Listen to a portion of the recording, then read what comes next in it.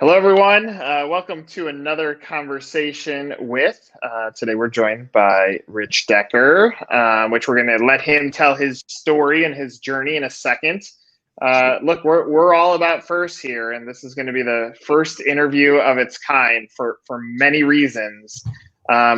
Rich, would love for you to start off and just frame what's going on in your life and how you've been able to thrive in this pandemic. And tell us a little bit about your business too. Hey, good afternoon, guys. How you doing? So, every once in a while you get a little preparation and you get a little timing, and it turns into a lot of bit of luck. And pre-pandemic, I created a business called AWATfit, which is anywhere, anytime fitness. It's actually a complete mobile fitness gym. It comes with 25 workout stations. Considering all the franchising opportunities and possibilities, then the pandemic hits and everybody wants to be outdoors. The truck could work out, about 25 people at a time. And now due to the pandemic, we're doing 8, but it still gives you the ability to thrive because all the gyms and other facilities are closed. I originally designed this vehicle as 30 years in the fitness business. Owned anything from your 30,000 square foot facilities, built them from the ground up, down to your executive private training facilities. Had trainers in all the facilities, been very much involved in brick and mortar, owned restaurants, nightclubs. You're truly not independent, although you're a business owner, while you're still renting and you're still holding space and you have a lot of employee responsibilities. This vehicle now enables the trainers who don't have the access to that much liquidity and cash to open their own facility, because even in a small facility, you're spending, $200,000 to $300,000 if you want to do it right.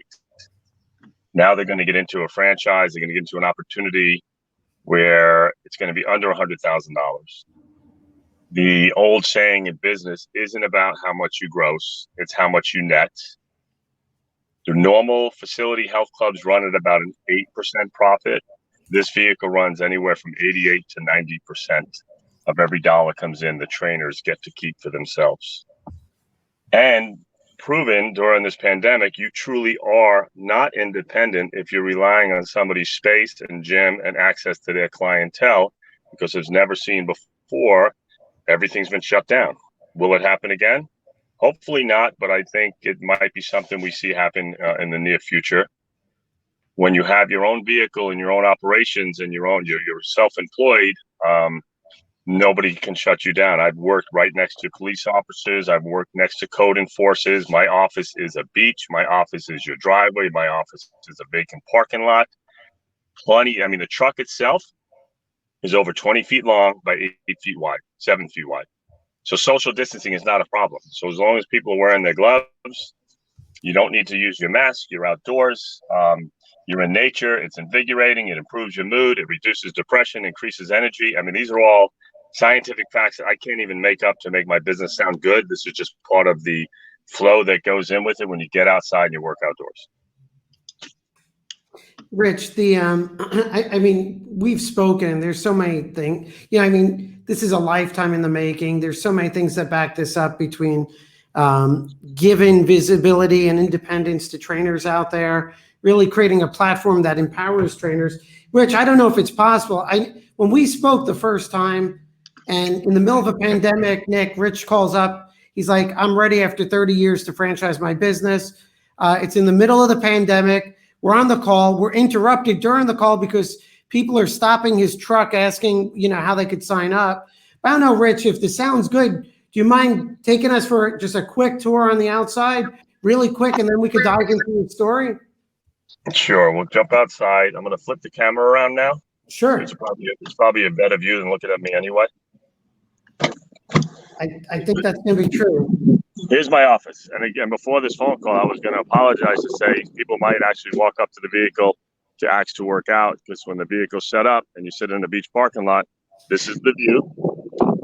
And this is the truck. You got your battle ropes behind, you got your bungee run, you got your pull-up bars and racks up top that expand out from the vehicle. We hang the TRX, we hang the ab pull-downs, we hang the bungee cords. And on the side of the truck, we put our gorilla bows that we put out. And then the front of the vehicle, there's 4 dip stations and 2 bars too as well. So wherever the vehicle goes, it's a driving marketing machine. Everybody sees us drive down the road. Any parking lot I stop in, everybody asks, what is that? What do you do? How does it work? Do you come to us? Do we go to you? So the truck itself, as you can see, is a natural, it begins a conversation for you. It opens up the ideas when people see it, when they come by, constantly taking pictures, constantly getting praise of how cool it is. You know, I've been doing fitness for over 30 years. They say invention comes out of necessity. I got rid of my last facility September of 2018, and then my clients still wanted to train with me. So I took them into the woods. We would take equipment that's similar to what I have on the truck. We'd run in the woods with it, tie it off on trees and etc. But then summer and spring came. Nobody was comfortable being in the woods because of the heat and ticks. So then I created my truck. And we've been rolling now for a little bit over a year. And it's very successful. The pandemic has put it to another level of success that you could only imagine, because now people are going to have a germ awareness, are not going to want to be in gyms and facilities as often, and they're definitely not going to be crammed into classes. You know, being outdoors in the fresh air and separate from people is, it's just a natural navigation where things are heading. Rich, talk about two things. One, we have a question from the audience, and I think it's a fair point of how will this work in Chicago or Detroit in the winter. So I want you to address that. And then the second part is, as you reflect back of being a brick and mortar owner, do you have regrets? Do you wish you would have came to this idea sooner? Give us some of that. You're a good comedian. That was pretty good. No regrets in leaving the brick and mortar world at all. I've been in the brick and mortar this is the first time in 38 years. I've operated a business since I'm 18 years old. 38 years, I do not have an attachment to a brick and mortar. And I could not be I can't be more relieved to not have that stress. But the whole environment in the brick and mortar, it's always a honeymoon phase when you get into the space. Your landlords love you, do a build out, you do this. Then you become successful. Then you're fighting for lease negotiations. You're fighting for lease renewals. You're dealing with the town. You're dealing with the ordinances. You're dealing with so much constraints that you don't have the ability to be as creative as you'd like to be. And the rewards are not all going to you. You're sharing a big piece of the pie. I mean, you know, in a small gym, you're looking at probably $10,000 a month by the time you do rent, utilities, insurance, and small payroll. And that's $120,000 you're giving away a year. You don't have that when you have an independently outside of the brick and mortar environment. You don't have the town ordinances. You don't have the building permits. You don't have a landlord relationship. You do have the flexibility. You do have the independence. And you don't have anybody be able to come in and say, you can't operate your business today. The question on the outdoors. So the original name for AWAT was all weather, all terrain. Sounds a little intimidating, so we changed it to anywhere, anytime. It's a little softer and a little easier, because people looked at all weather, all terrain as a little bit too challenging. They just couldn't perceive the words themselves. I've worked out in 19-degree weather, 15-degree weather with my clients. You dress appropriately. You wear the correct outer gear. You then begin to sweat. It's kind of like going skiing. You're getting a good sweat. You're getting invigorated by the fresh, cold air. It's a little bit more challenging to work out, but it's much more beneficial to your body. And before long, you know, the first layer is coming off, the second layer is coming off, and you're down just to a t-shirt, gloves, and a hat, because you're really getting a good workout. You know, and you always, in the winter, you know, you get out of the wind, you go behind a tree, you go behind a building, you find places where you're in the lee of the wind when you're setting up with your clients. Like today, I'm at the beach. You just saw me walk around the truck. There's probably 30-mile-an-hour winds now. Yeah, it's 50 degrees. Well, we'll park behind a couple of bushes so we still have the view and the atmosphere of the beach, but we're not getting knocked down by the wind. And we're getting a great workout in, and you're in the sun. I know in the development process, and we're still in development, right? So a big factor for you, and again, Rich, we can't go into numbers and stuff here on this type of video, but a big factor, Nick, and I think where the real transfer innovation is that there's different revenue streams for the trainers. One, you could pick a base location, you know, whether it's a tennis facility or whatnot, and your truck is always there. almost like a food truck. And then you also have the group events, and you have specialty events like parties and other stuff. Rich, what was behind, I mean, you see that as a driver for additional revenues for your trainers in addition to the one-on-one training, no? Oh, 100%. The one-on-one training is lucrative. It always is lucrative. It's limited, though, because you can only do so many and you can only make so much in that hour. When you start going into the private events, the bachelor parties, the bachelorette parties, just the group training classes, when the truck's full and running and you're doing 25 people in an hour, you know, at $20 a class, you could put in $1,000 just for one class. But during the pandemic, you know, we're down to 8 people and we're charging a little more for the class, but you definitely generate much more revenue, you know, by being a group atmosphere than you are one-on-one. But it's nice to have that latitude, because when you do the group, you can only do groups so many hours a day. You know, you have your prime time, just 7 to 10 o'clock in the morning, and then you're 4 to 6 o'clock at night. People who take the group and turn around to the trainer and say, hey, you know, I want to do a one-on-one, bring the truck over to my house. So you always have, that's how most one-on-one trainers got started, is they started out as group instructors, and they would pick up clientele because the people would fall in love with their presentation and how they give a class and their personality, and like, you know, I will hire that person to be a trainer. Because when you get into the one-on-one section, you're talking about, it's a long-term relationship. If you're going to be goal orientated, if you're working with athletes, so they get to experience you and kick the tires in the group setting while you're generating revenue for yourself. You're also advertising and marketing yourself, kind of like the truck itself becomes its own marketing tool, because everywhere I drive, I can't pay for the exposure. I can't buy that many billboards. I can't buy that much press. I can't buy that much radio. I'm driving 20 miles. That's 20 miles of road I cover. And that's why there's a lot of companies who pay people to wrap their vehicles with the name of their business, because they realize that's the visibility. Rich, I have a feeling the answer is nothing scares you. So I don't want to talk about what scares you in life. I want to talk about interviews do. Okay, good. We found one thing. Let's talk about to a novice buyer, like, you know, your buyer 1 or buyer 7, like what should they be afraid to do in buying into a franchise like yours? And then how do you correct that? What is the solve? What is the counter argument on it? I think one of the biggest fears for most entrepreneurs is they're always afraid to pull the trigger because they don't have the business acumen. They don't have what the back office needs to do, what the marketing knowledge is. And that's where coming into getting involved in a franchise, it's really assists them, because we become that arm for them. We give them the directions, we give them the owner's manual, we set them up with people to help them in the marketing, because it's the support. You know, it's always fearful for those people to go out and attempt something. And the only definition of failure to me is not trying.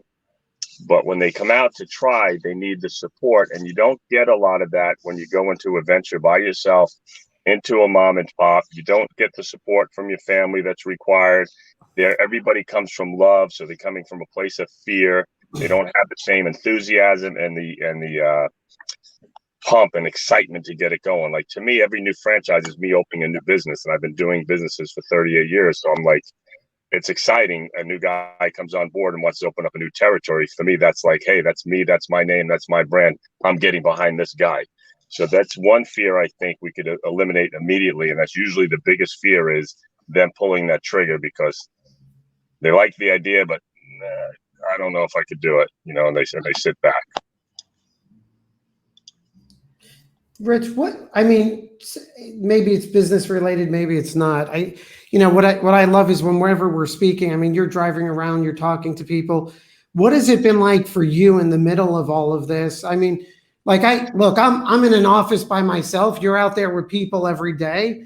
What has it been like to be out there for the past 2 months as all of this is happening all around us? I mean, even on a personal perspective, what's your take on everything? You know, I've seen everything from people being really paranoid and scared and almost like walking across the street when they see somebody else walking down the street. So you have some people who are very ultimately sensitive about the issues. Then I've seen the difference where I've been in some neighborhoods where it's like you wouldn't even know there was a pandemic going on because everybody's walking around and close to each other, and they had to start closing down the beaches. And part of in doing the truck is also I've been volunteering at a local food place, helping them organize their online system because my buddy runs a store, and I figured I'd give him the staff the opportunity to do that business, and I would just handle, let's say, crowd control. And it's been interesting to experience because you have the people who are very understanding, then you have the people who are very annoyed that we even have to go through anything and have this, this separation. But it's almost been like business as usual for me. I mean, I have a pregnant girl at home. We're expecting a baby in a couple of weeks. She's home nesting, getting the house ready. I leave every day. I'm working. I have clients, pretty much, anywhere from 6 to 9 hours a day. And in the downtime in that, we're doing volunteer work just to help the local community because, you always have to give back. And if you're a presence in the neighborhood, it helps to be seen out there doing things. It gives people a little bit of encouragement.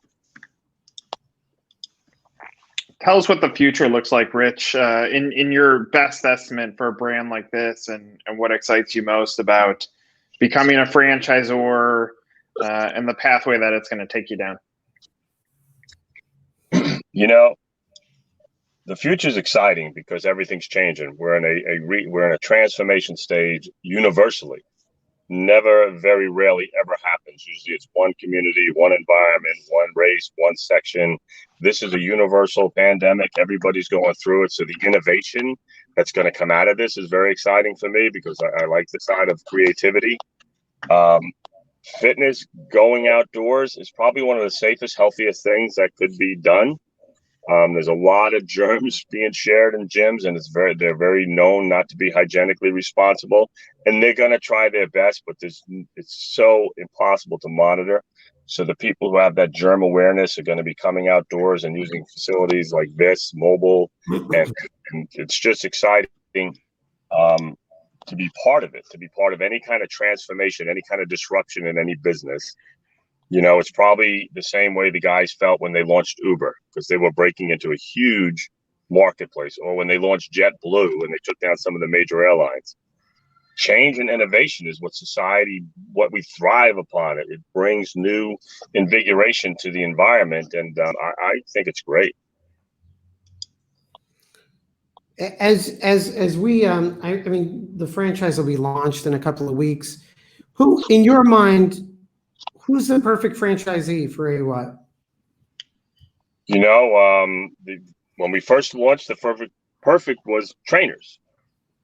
And now you have gym owners that are not going to survive this, who have a mailing list and have a client base, and they're not going to be able to recover, the 3, 4, 5 months of no rent that they have to pay, and then catching up, and the clientele base and the cash flow they lost. So instead of them throwing good money after bad, hopefully they're going to see the opportunity in this and get on the ground running. I've always looked at the police and fire department because a lot of those guys are into fitness and they have the schedules where they could do a part-time fitness opportunity. I mean, if you run 4 classes on this truck and you're somewhat successful, you're talking significant revenue daily, and that compounds weekly. And this is their personal vehicle as well. I mean, this truck, we have it rigged so all the equipment and everything stores on the outside of the vehicle. So you have the whole interior of the vehicle for your car seats and your other kids.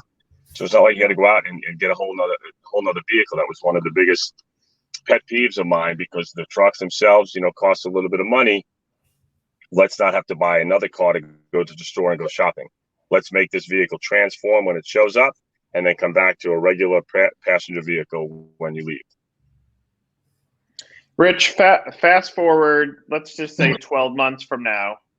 What is the best thing that has happened to this brand? What do you look like in 12 months?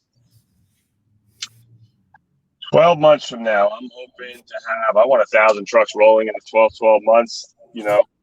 Charles thinks it's a little aggressive. I think it's a little bit soft. I just have 2 women walking by as we're talking, trying to get my attention. I'm like, I'm on a conference call, So yeah, I think we're going to be one of the fastest growing franchises out there. I've usually done pretty well in my last 38 years, opening businesses in certain communities, certain markets, and predicting on how well they'll perform. And I'm not looking forward to having my first mistake. So I'm ready to put out 1,000. There's so many opportunities for additional things for this truck to do when the franchises come on board. I mean, there's so many meetings and conferences that we could have with the vehicles. We could meet in certain locations and have competitions between the vehicle itself, the trainers on the vehicles, and racing and open, Baja style racing. I've already talked to some television crews about that. So I'm always a visionary and looking for where can we go with it next. Like, this is growing already. The franchise has its own legs. It's moving pretty successfully. I'm making significant revenue. I have the right team in place to make sure all the I's are dotted and the T's are crossed. So now I'm already talking to TV producers and talking to people about getting their excitement, because during a time like this, everybody's looking for something new.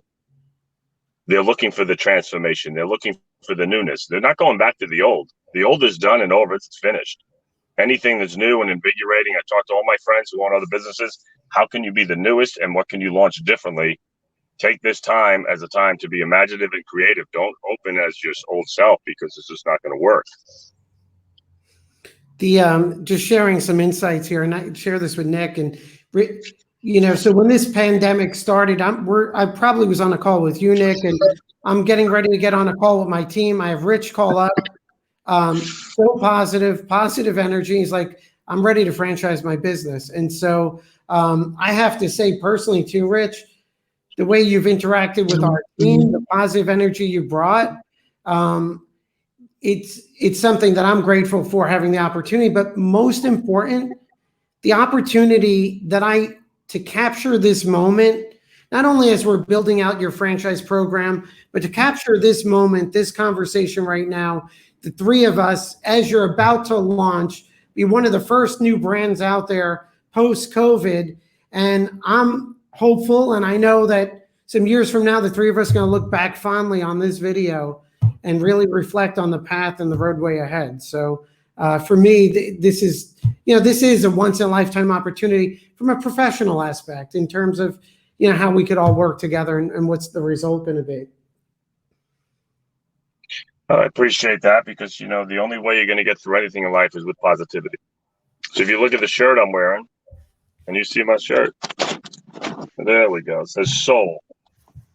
And soul means to share our unique love. So when you live from a soulful place, and that's another company of their own prior pandemics called Giving New Meaning, to a book that I'm publishing. It's about motivation, positivity, feeling good about everything you do every day, and not worrying about what the other people feel, because as long as you feel, that's what you're going to reveal. That's my workout motto. When people come and see me, it's like, I want to lose 30 pounds. I'm like, well, why do you want to lose 30 pounds? Well, I don't feel like I look good. I said, okay. I said, but I can only see 1% of your body, and you can only see 1% of my body. 99% of us is hidden to the human eye. So how about this? I'm going to work on your inside. I'm going to get you stronger than you've ever been. I'm going to get you feeling really good, because what you feel is how you reveal. And then all of a sudden the weight starts coming off, because the better I get you to feel, the more conscientious you are about how you want to work out, how you want to eat, what you want to do. It's all an internal job. Our outside is changing forever. That we're designed that way. None of us complained about the aging process when it was going from 16 to 21. We were getting our driver's license. We were getting able to vote. We were getting able to, come to our sexual peaks, and, we were able to drink. But now, when we start looking at our aging process as a mortality thing, we hate it. But we need to age. We need to grow. We need to change. But we could do it by choice, and do it by feeling good. So no matter what's going on, you always have to have the stiff upper lip and feel good about it, because that's what's going to get you through it. Winston Churchill said it perfectly, right? You find yourself in hell, keep walking. It's one of the best quotes ever. I mean, and he did it during a time when, with the war, they were getting, annihilated, and they ended up being the victors, because the leader, the man in charge of it, kept his shit together, excuse my language, and just kept a positive outlook. What's it cost you? It's free. Smiles are contagious. Laughter is contagious. A good humor is a good time. I don't know. And I like nature. The word nature, my acronym for nature, and it's in my book, is to now allow today and understand real evolving. Because the one thing you notice in this pandemic, there is not one wild animal out there, one thing of nature going crazy. It's just going with it, because nature's there to evolve. We're here to evolve, right? But we forget that. We think we're here to make things happen. Lao Tzu, a Chinese philosopher who walked the earth 500 years before Jesus Christ, said it's an amazing thing. He says, you wake up every day thinking you're getting things done. The day you wake up and realize you're the one being done is the day you're going to enjoy yourself. So come on, everybody buy a truck. Everybody buy a truck. Here is my closing statement. One, I look forward to cheering you on as you navigate this. I think it takes guts to say I'm going to move forward with the business opportunity during the pandemic when everyone else is going in the opposite direction. You see an opportunity, so kudos to you for that. Secondly, I think you are onto something. There will be challengers that come up and say this can't work, which I feel for them because it's probably going to make you work harder to figure out how it works even better. And you can tell that you are motivated by others' doubt. And lastly, when Hit the Deck, the reality show comes out and they use this video as the opening, you're going to make me and Charles famous. So I appreciate you for that too. I like it. Rich, we appreciate you telling your story. Looking forward to seeing where it goes. Best of luck to you as you continue to navigate this. Go get it. I'm the captain. You two are the two first mates because I got my legal team and I got my marketing guy coming. So you better help. You know where it's going already, right? Love it. There's one private jet, one cocktail. We're going to find a 25-cent tequila somewhere in the world after the pandemic. Love it. Rich Decker, everyone. Thank you. Have a great day, Rich. See ya.